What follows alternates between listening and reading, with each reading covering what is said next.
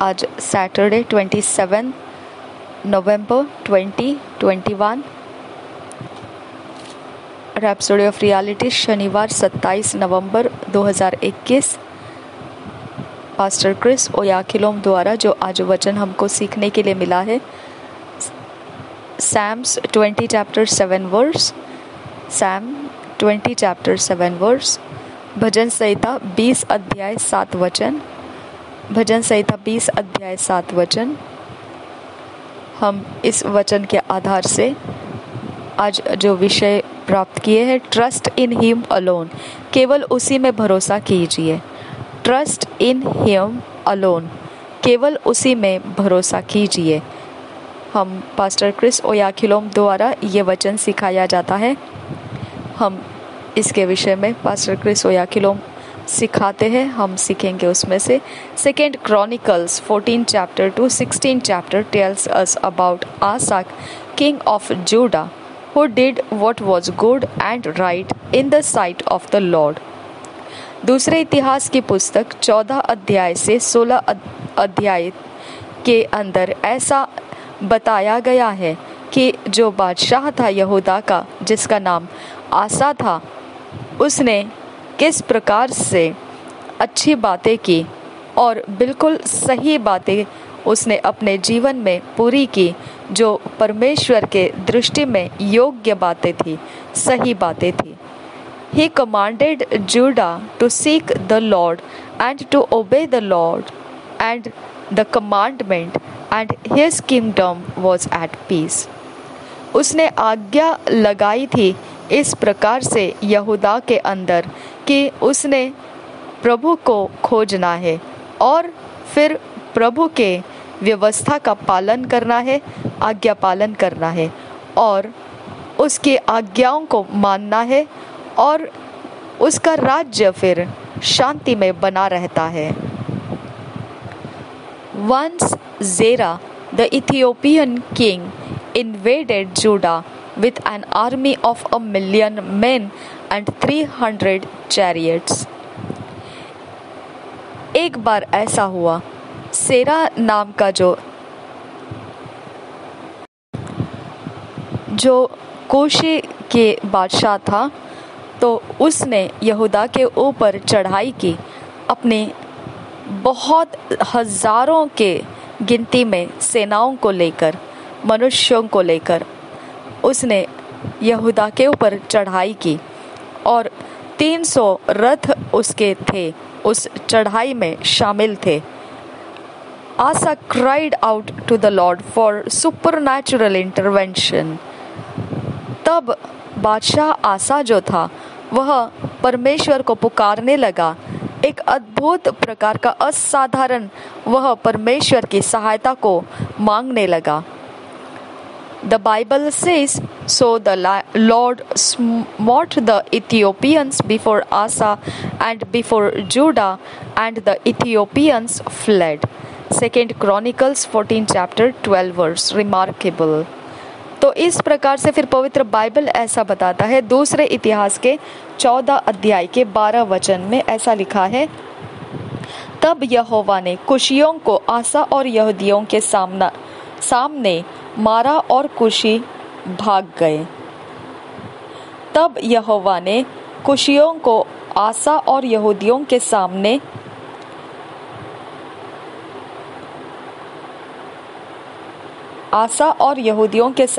मारा और कुशी भाग गए। हालेलुया! कितना ही यह ध्यान खींचने वाली बात है। और एक बार पढ़ेंगे दूसरे इतिहास के 14 अध्याय का 12 वचन। तब यहोवा ने कुशियों को आसा और यहूदियों के सामने मारा और कुशी भाग गए। कितना ही ये ध्यान खींचने वाली बात है। In the 36th year of his reign, another event occurred. 36 साल के उसके राज्य में दूसरी एक घटना दोबारा हो गई। बादशाह the king of Israel made hostile threats against Judah.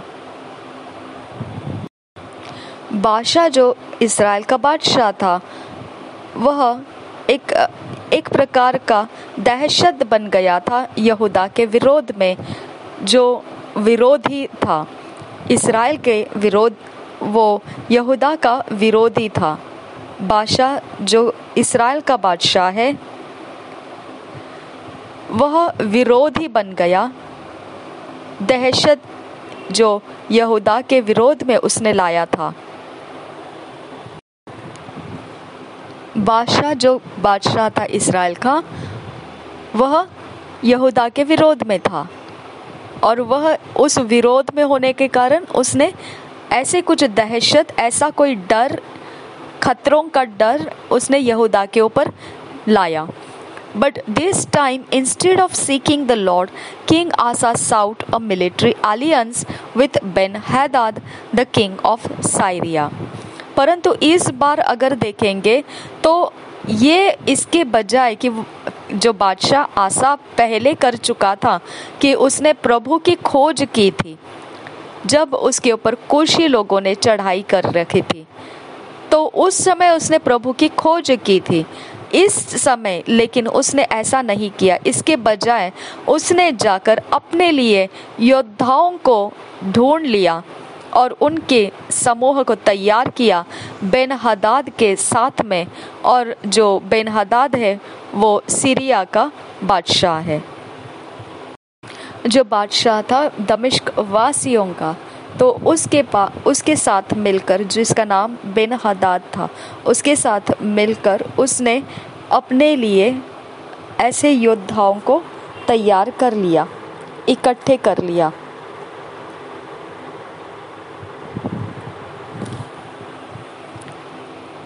He took silver and gold from the treasuries of the temple and the royal palace and sent them as gifts to the Syrian king. उसने अपने साथ चांदी और सोना अपने उस धन संपत्ति के भंडारों में से, जो मंदिर के भंडार थे उसमें से निकाला, और वह एक राजकीय जो उसका जगह था वहाँ, और फिर एक उपहार के रूप में उसने वह दमिश्कीय वासीय बादशाह को दे दिया। चांदी सोना ऐसा सब उसने निकाला, जो राजभवन के भंडारों में से चांदी सोना ऐसा सब निकाला, और दमिश्क वासी जो बादशाह था बेन-हदाद, उसके पास उसने वो सब कुछ भेज दिया एक उपहार के तौर पर भेज दिया। The king of Israel abandoned his plans, but the Lord was displeased with King Asa. जो प्रकार से बादशाह जो था इस्राएल का, तो उसने योजनाओं को त्याग दिया था।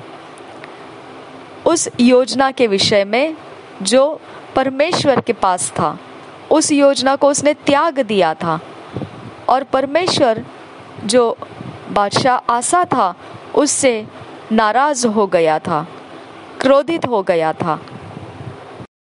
देखिए, हम इसको इस वचन में से देखेंगे, दूसरे इतिहास का 16 अध्याय में लिखे हुए वचन में से हम देखेंगे इस बात को। आसा के राज्य के 36वें वर्ष में इस्राएल के राजा बाशा ने यहूदा पर चढ़ाई की और रामा को इसलिए दृढ़ किया कि यहूदा के राजा आसा के पास कोई आने जाने न पाए। देखो, इस्राएल के राजा बाशा ने यहूदा पर चढ़ाई की, तो इस्राएल के राजा जो था वो बाशा उसका नाम था, उसने यहूदा के ऊपर चढ़ाई की। तो पहले बार जब यहूदा के ऊपर चढ़ाई किया था उस समय कुशी लोगों ने चढ़ाई किया था।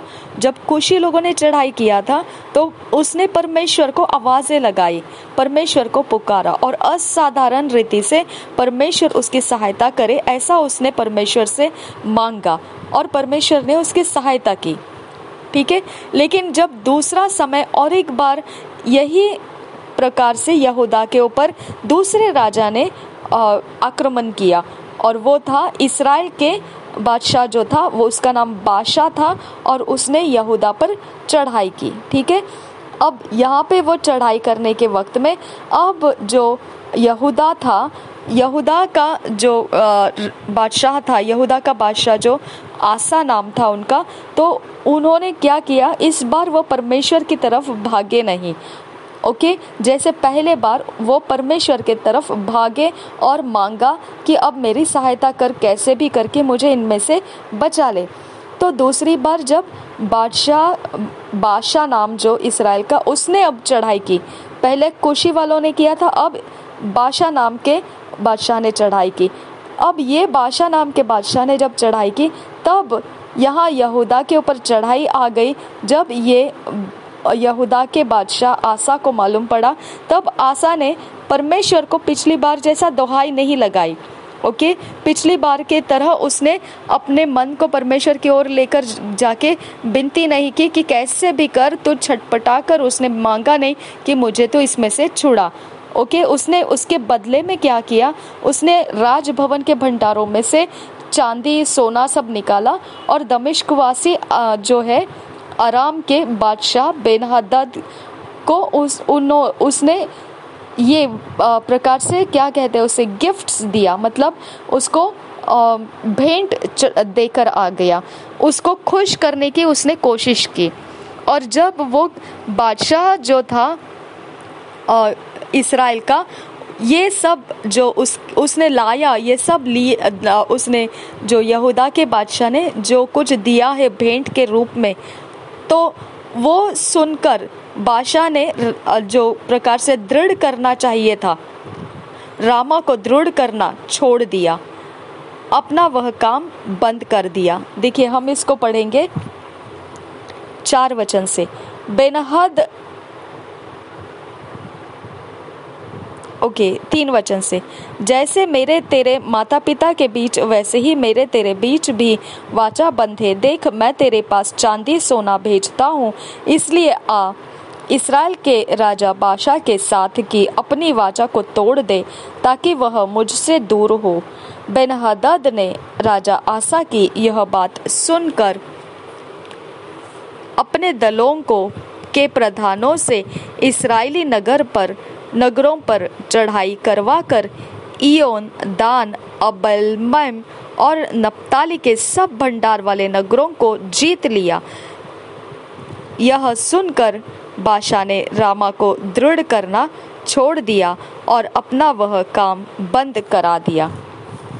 अब देखिए, यहाँ पर आपको ध्यान से देखना है, यहाँ पे युद्ध की बातें हैं, तो आपको समझ में आना चाहिए कि यहाँ पे हो क्या रहा है। 2 वचन से देखिए, तब आसा ने यहोवा के भवन और राजभवन के भंडारों में से चांदी सोना निकाल दमिश्कवासी अराम के बादशाह बेनहदद के पास दूत भेजकर यह कहा। ओके, अब बेनहदद ने चढ़ाई किया है और बेनहदद को ये क्या कर रहा है, अपने राजभवन के भंडार में से चांदी सोना निकालकर उसको दे रहा है। ओके, जैसे वो उसको बोल रहा है, जैसे मेरे तेरे पिता के बीच वैसे ही मेरे तेरे बीच भी वाचा बंधे। देख, मैं तेरे पास चांदी सोना भेजता हूँ, इसलिए आ इस्राएल के बादशाह के साथ को अपनी वाचा को तोड़ दे। अब वो क्या कह रहा है बेनहदद को कि इस्राएल जो मेरे ऊपर चढ़ाई करके आया है, ओके, इस्राएल का बादशाह जिसका नाम बाशा है, जो यहूदा के बादशाह राजा आसा के ऊपर वो चढ़ाई करके आया है। ओके, अब ये आसा बादशाह क्या कर रहा है, आसा बादशाह जाकर वो एक अलग बादशाह को जाके बोल रहा है, तू इस्राएल के बादशाह का साथ छोड़ दे, तुझे मैं चांदी और सोना मैं देता हूँ तुझे, और तुझे मैं मना लेता हूँ, क्योंकि तेरे और मेरे बीच में ऐसा वाचा बंधा रहेगा कि हम ऐसा एक दूसरे का नुकसान नहीं करेंगे। ओके, तो इस प्रकार से उसने उसको मना लिया, तो वो मान गया। ओके, तो वो था दमिश्कवासी अराम के बादशाह बेनहदद। ओके, उसने मान लिया ओके, उसने बादशाह आसा का, यहूदा का बादशाह आसा का मान लिया उसने। तो उसने वो लोगों को हेल्प करना छोड़ दिया, मदद करना छोड़ दिया, जो इस्राएल के जो बादशाह है बाशा नाम का, तो उसके साथ जो मिलके यहूदा के ऊपर चढ़ाई करने के लिए आए थे, तो उनको साथ देना अब इस बादशाह ने छोड़ दिया, जिसको चांदी सोना उपहार के तौर पर दिया। ये सब ठीक था, लेकिन ये सब काम को देखकर परमेश्वर बादशाह आसा के विरोध हो गया, वो क्रोधित हो गया। परमेश्वर को दुख हो गया इस बात का कि वो इस समय मेरे पास नहीं आया। अब इस समय उसने क्या किया, अपने लिए कोई और दूसरा रास्ता पकड़ लिया, उसने अपने समझदारी का रास्ता पकड़ लिया। ठीक है, तो इस रास्ते को देखकर परमेश्वर को क्रोध हुआ, परमेश्वर को गुस्सा आया, वो दुखी हो गया बादशाह आसा के बारे में। ठीक है, God sent a prophet to him to remind him of how God intervened when he fought against 1,000,000 soldiers from Ethiopia and other lands. परमेश्वर ने फिर एक भविष्यद्वक्ता को, एक नबी को बादशाह आसा के पास भेजा कि उसको याद दिलाया, बादशाह आसा को, किस प्रकार से पिछली बार जब बादशाह आसा के ऊपर आक्रमण किया था, यहूदा का बादशाह आसा के ऊपर आक्रमण किया गया था, वो आक्रमण किसने किया था? कूशी के बादशाह ने किया था। कूशी के बादशाह ने जब आक्रमण किया था, तो उस समय उस कूशी के बादशाह ने जो आक्रमण किया था, उसका नाम यहाँ पर ऐसा है, सेराफ इंग्लिश में लिखा हुआ है। ठीक है, तो उसने जब आक्रमण किया था, तब ये यहूदा के बादशाह ने क्या किया, आसा नाम उसका, उसने क्या किया, परमेश्वर को दोहाई लगाया था। लेकिन इस बार उसने अपने लिए क्या किया, युद्ध करने वाले दलों को तैयार कर लिया। ठीक है, और उसने जाकर दूसरी बात क्या की, युद्ध के लिए तैयारी के लिए उसने रास्ता कौन सा चुन लिया, उसने जो बादशाह इस्राएल का जो बादशाह है, जिसका नाम बाशा नाम है, जो चढ़ाई करके आ गया है यहूदा के बादशाह के ऊपर, तो उस यहूदा के बादशाह ने क्या किया, आसा ने क्या किया, जाके उसके बारे में दूसरे बादशाह के साथ बात की। ओके, वो कौन था? बेन-हदद के साथ बात की। बेन-हदद जो था वो दमिश्क वासी अरामियों का बादशाह था। ठीक है, तो वो इस्राएल को सपोर्ट करने वाले बादशाहों के साथ में मिला जुला था। और यही इस्राएल के बादशाह किसने यहूदा के ऊपर चढ़ाई की थी। तो यहूदा ने क्या दिमाग लगाया कि उस बेन-हदद के पास गया जो इस्राएल के बादशाह को सपोर्ट करता था। ओके, तो ये बेन-हदद के पास जाके उसने क्या किया, उसको चांदी सोना दिया, जो राजभवन के वो सारे अमानत थी, उसको उठाकर उसने उपहार के रूप में उसने बादशाह बेन-हदद को दिया, जो दमिश्कवासी अरामी को दे दिया। और उसको क्या बोला कि हमारे बीच में ऐसी वाचा बनी रहे कि हम एक दूसरे का नुकसान नहीं करेंगे। ओके, तो ये दमिश्कवासी जो बादशाह था, उसने वो उपहार को लिया और उसने क्या किया, जो बल देता था इस्राएली बादशाह को, ओके, जिसका नाम बाशा है, जिसने यहूदा बादशाह के ऊपर चढ़ाई किया है। ओके, जो राज्य बल देता था इस्राएली बादशाह को, उन लोगों को उसने मना कर दिया, उन लोगों को उसने सहायता भेजना बंद कर दिया। ठीक है, उन लोगों की उसने ध्यान रखना छोड़ दिया, उनको सपोर्ट करना छोड़ दिया आसा के कहने के ऊपर। ठीक है, अब ये सपोर्ट तो टूट गया, अब इस्राएली बादशाह तो कमज़ोर पड़ गया क्योंकि उसका सपोर्ट टूट गया। और वो तोड़वाने वाला कौन था? बेन-हदद। और बेन-हदद ने क्यों तोड़ा? क्योंकि आसा ने उसको उपहार देकर जीत लिया था। ठीक है, जीत लिया था मतलब उसका मन पकड़ लिया उसने। ठीक है, तो बेन-हदद ने उसकी खातिर क्या कर लिया कि उसने वो सारे सपोर्ट बंद कर दिए, सहायता बंद कर दी है जो इस्राएल को मिल रहा था। अब इस्राएल कमज़ोर पड़ गया।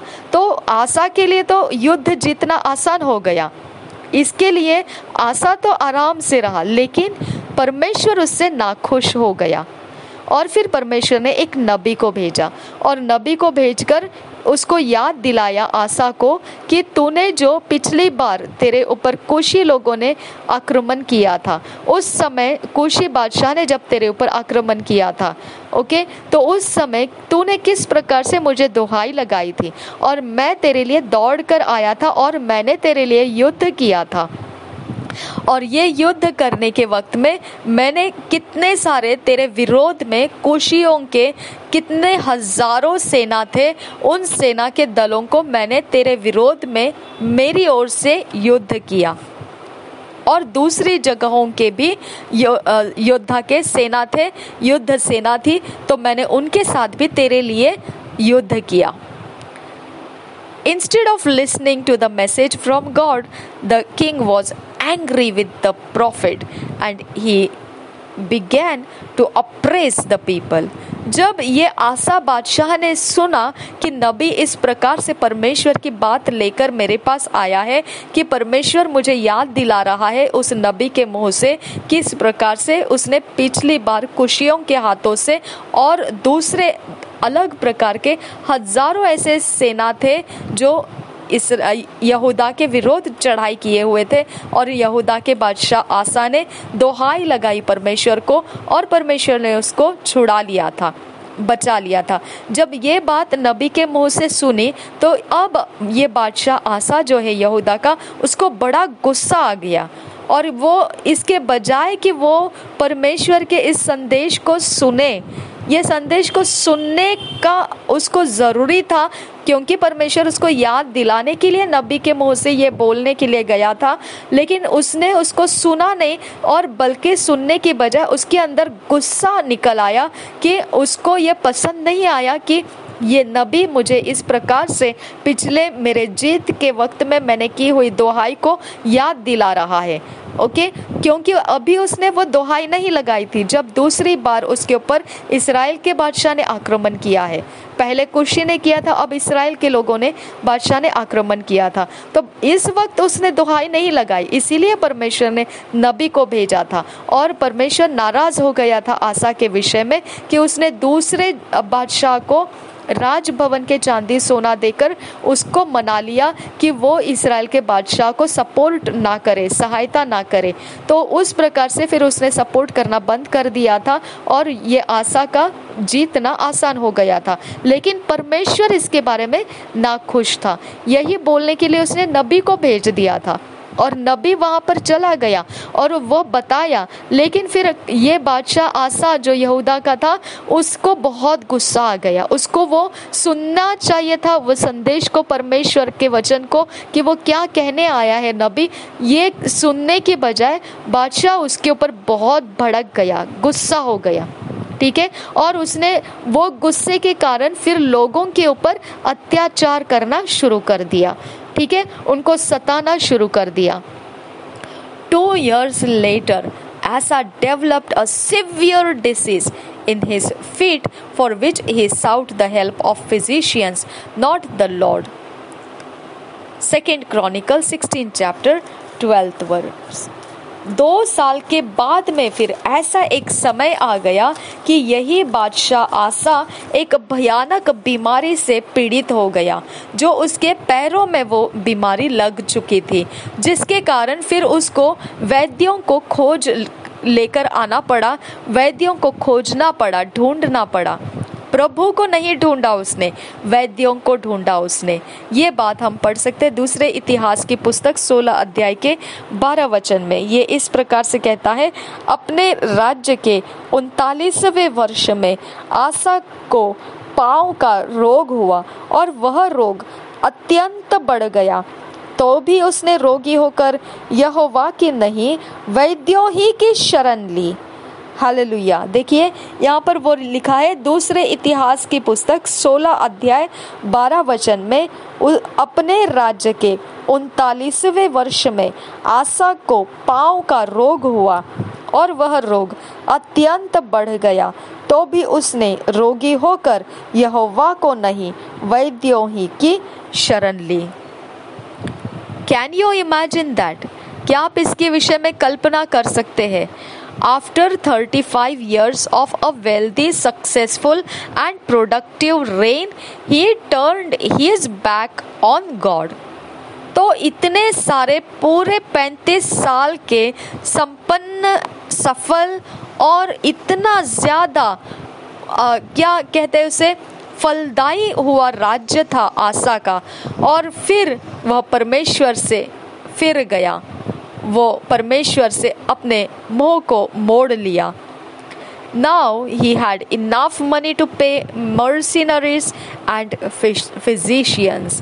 अब उसके पास इतना सारा धन इकट्ठा हो चुका था कि वो युद्ध के लिए दलों को बनाने के लिए, युद्ध के दल बनाने के लिए उसको इस्तेमाल कर पा रहा था, और वो वैद्यों को भी दे पा रहा था। अब वो उन धन संपत्ति का इकट्ठा इतना ज्यादा कर चुका था कि वो आतंकवादियों को भी दे पा रहा था और वैद्यों को भी दे पा रहा था। Sadly, he died of that disease 2 years later. फिर दुख की बात यह है कि 2 साल के अंतर में वह मर गया उसी बीमारी के कारण, उस भयानक रोग से पीड़ित रहने के कारण। The Bible specifically tells us that the reason Asa died of that disease was not because the disease was deadly, but because Asa refused to seek the Lord. 2 Chronicles 16:12. तो पवित्र बाइबल खास तरीके से हमको यह सिखाती है और बताती है जो कारण आसा का मरने का था, वह रोग, जो भयानक रोग उसको ग्रस्त हो गया था, वो कारण आसा का मरने का नहीं था। जब उसको मरने का कारण पूछा जाए तो यह कारण है, भले ही आसा के ऊपर मृत्यु लेकर आएगा इस प्रकार का भयानक रोग लग गया था जो उसके पैरों के ऊपर चढ़ा हुआ था, परंतु भले ही इतना भयानक मृत्युदायी ऐसा रोग है, फिर भी आसा का मरना असंभव रह सकता था, क्योंकि उसने परमेश्वर को नहीं ढूंढा। ये एकमात्र कारण है कि आसा उस रोग का कारण मर गया। नहीं तो चाहे रोग कितना ही भयानक क्यों ना हो, परमेश्वर ने उसे बचा लिया होता अगर वो परमेश्वर को पुकारता, जैसा उसने कूशी ने आक्रमण करने के वक्त में पुकारा था परमेश्वर को। तो आप यहाँ पर आसा का मृत्यु का कारण रोग के कारण हुआ, ये आप पढ़ते हैं, लेकिन परमेश्वर दूसरे इतिहास के 16 अध्याय 12 वचन में स्पष्ट रीति से बताया है, आसा की मृत्यु रोग के कारण निश्चित हुई, लेकिन वो रोग इसीलिए उसके अंदर पड़ा रहा क्योंकि आसा ने प्रभु को ढूंढने से इनकार किया। दूसरे इतिहास के 16 अध्याय का 12 वचन हम पढ़ेंगे। अपने राज्य के 39वें वर्ष में आसा के को पांव का रोग हुआ और वह रोग अत्यंत बढ़ गया, तो भी उसने रोगी होकर यहोवा को नहीं, वैद्यों ही की शरण ली। और एक बार पढ़ेंगे दूसरे इतिहास की पुस्तक 16 अध्याय का 12 वचन।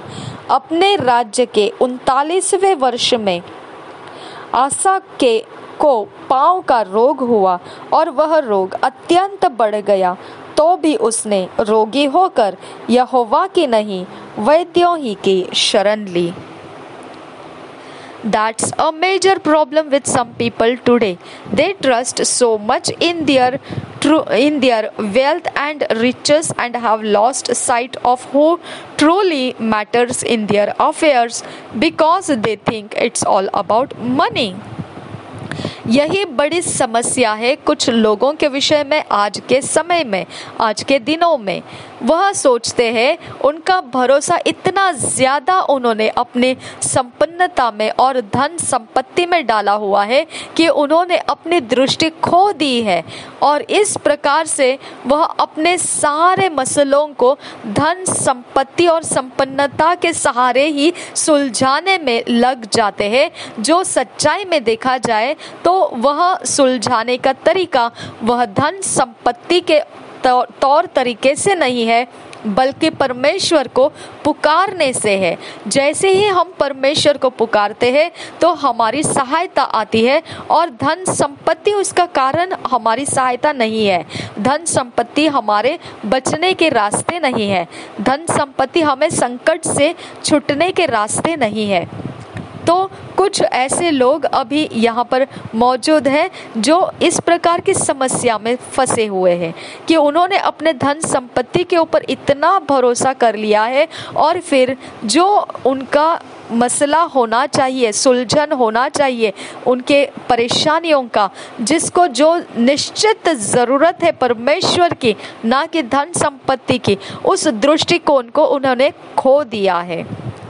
क्योंकि वो सोचते हैं कि ये सब कुछ जो मायने रखता है वो पैसा, धन, संपत्ति, यही सब कुछ है जो वो उनके लिए ज़रूरी है ऐसे समयों में। Never let anything take your attention away from the Lord। इसलिए कभी भी अपने ध्यान को आप परमेश्वर के ऊपर से अलग होने का मौका, अवसर मत दीजिए। कोई भी चीज़ आपका ध्यान परमेश्वर के ऊपर से अलग हटाने ना पाए। Let the Spirit have preeminence in your life। ऐसा होने दीजिए, पवित्र आत्मा आपके जीवन में सबसे पहला ऐसा स्थान प्राप्त कर चुके। Make it a principle for yourself and one to live by, that you will trust the Lord only and always। ऐसा एक सिद्धांत बना लीजिए अपने लिए कि आप जीवन को जिएंगे केवल और केवल प्रभु के द्वारा, और केवल प्रभु के ऊपर ही विश्वास करते हुए, और हमेशा ही। हालेलुया। धन्यवाद करते हैं पिता परमेश्वर, आपने हमें इन वचनों के द्वारा ऐसा एक रास्ता सिखाया कि जहाँ पर हमारी ज़रूरत थी, ये वचन के अनुसार हमारा जीवन बदलता जाना चाहिए। अब फादर गॉड, तेरे राज्य के विषय में हम कभी भी पीछे ना रहे खुदा। तेरे राज्य को पहला स्थान देकर हम अपने बाकी सब कुछ को पिता, हम परमेश्वर खो दिए तो भी चलेगा, लेकिन तुझे सबसे पहला हम स्थान दे, और बाकी सबका इलाज तेरे हाथों में है खुदा। तुझसे बढ़कर इस जगत के अंदर और कोई महत्व नहीं है खुदा। हम तुझे धन्यवाद करते हैं। हमारा शरीर, प्राण, आत्मा इस पृथ्वी के ऊपर तेरे अलावा और कहीं नहीं पिता भरोसा करेगा। सारी बातों में तेरे सामने घुटने टेक कर हम तुझसे पहले दुहाई करके मांगेंगे, और परमेश्वर हमारे रास्ते तू बनाएगा और सफल करेगा। इतना बड़ा परमेश्वर तूने हमें हौसला दिया, इसके लिए धन्यवाद करते हैं। हमारे हर एक समय में तू वचन भेजकर हमारी समझ को तू बढ़ाता है, संभालता है, ताकि हम परमेश्वर अपराध ना करें। हम तुझे धन्यवाद करते हैं। आशा की मृत्यु का कारण उसकी बीमारी नहीं थी, ये हमें समझाया तूने। उसने जो परमेश्वर की आज्ञा पालन नहीं की थी, उस परमेश्वर का भरोसा उसने छोड़ दिया था, और उसने धन संपत्ति, संपन्नता को अपना आश्रय बनाया था। इसके लिए पिता परमेश्वर उसके ऊपर बीमारी का निकल जाना संभव नहीं हुआ। पिता, ऐसे कितने सारे परमेश्वर रोग, और कितने सारे ऐसे मुश्किल अवस्थाएं, कितने सारे फेलियर्स, कितने सारे परमेश्वर हमारे जीवन के अंदर कमज़ोर अवस्थाएं इसी कारण से रह रही होगी कि हमने अपना भरोसा खुदा कुछ और बातों पर डाल दिया है, ना कि तुझ पर। हम उसके विषय में तेरे सामने गिड़गिड़ाते नहीं है, हम उसके विषय में अपने तौर तरीकों में पड़ी हुई चीज़ों का इस्तेमाल करके हम परमेश्वर अपने रास्ते बना रहे हैं। पिता परमेश्वर, हमारे पास इतनी ज़्यादा अक्ल और इतनी ज़्यादा परमेश्वर हमारे अंदर होशियारी और चतुराई जो परमेश्वर के विरोध हमको लेकर जाती है, पिता परमेश्वर के ऊपर से हमारा भरोसा हटा देती है। ऐसा गुनाह, ऐसा अपराध पिता हमारे समस्याओं का हमारे अंदर रहने का कारण है खुदा, जो हमसे अलग नहीं हो रही है। पिता परमेश्वर, हम तुझे धन्यवाद करते हैं, इस बात को हम समझ लिए। हमें माफ़ कर खुदा। मेरे परमेश्वर, हमारे जीवन के अंदर का हर एक हिस्सा जो पिता हम तुझे छोड़कर खुदा हम ऐसा जीवन जी रहे हैं खुदा परमेश्वर, जिसके अंदर हम तुझ पर टेक नहीं ले रहे हैं, हम अपनी अकल का सहारा लेकर अपने रास्तों को हम खुद परमेश्वर तैयार करके उसके ऊपर चलना शुरू किए हैं खुदा। उस भरोसा जो अपने रास्ते के ऊपर हमारा है, उसके ऊपर से हमें बाहर ला, ताकि हमारी समस्याओं से हम आज़ाद हो सके। धन्यवाद पिता, हमारे बीमारियों से हमें आज़ाद करने वाले रास्ते दे। हमारा भरोसा हम तुझ पर लेकर आते हैं, हमारा मन हम तुझ पर लेकर आते हैं। हमारे हल तुझ से होंगे खुदा, हमारा सारा मसला हल होगा, सुलझेगा। असाध्य रोगों से पिता ग्रस्त हमारा शरीर चंगा हो सकता है पिता परमेश्वर। जो पिता व्याकुल कर देने वाली अवस्थाएं हमारे जीवन के बाहर निकल जा सकती है, लेकिन अगर हमारा भरोसा तुझ पर हो और हम तेरी ओर हमारी सहायता के लिए देखेंगे तो निश्चित हो सकता है खुदा परमेश्वर। लेकिन तुझ पर से हम दृष्टि हटा देंगे तो ये नहीं हो सकता है, लेकिन यही हमारे लिए और बड़ा उपद्रव कर देगा। खुदा परमेश्वर, हमारी सहायता कर कि हमारा भरोसा तेरे ऊपर रहे, हमारी दृष्टि तेरे ऊपर से कभी अलग ना हो, कभी अलग ना हो खुदा, कभी अलग ना हो। हम अपने आप में नहीं, हम तुझ में परमेश्वर अपनी दृष्टि को बनाए रखने की सहायता मांगते हैं पवित्र आत्मा। नासरी यीशु के नाम में विनती करते हैं, सुन और कबूल कर पिता। आमीन, आमीन, आमीन। Thank you Jesus. धन्यवाद करते हैं पिता, धन्यवाद करते हैं यीशु। नासरी यीशु के नाम में मांगते हैं, सुन और कबूल कर पिता। आमीन, आमीन, आमीन।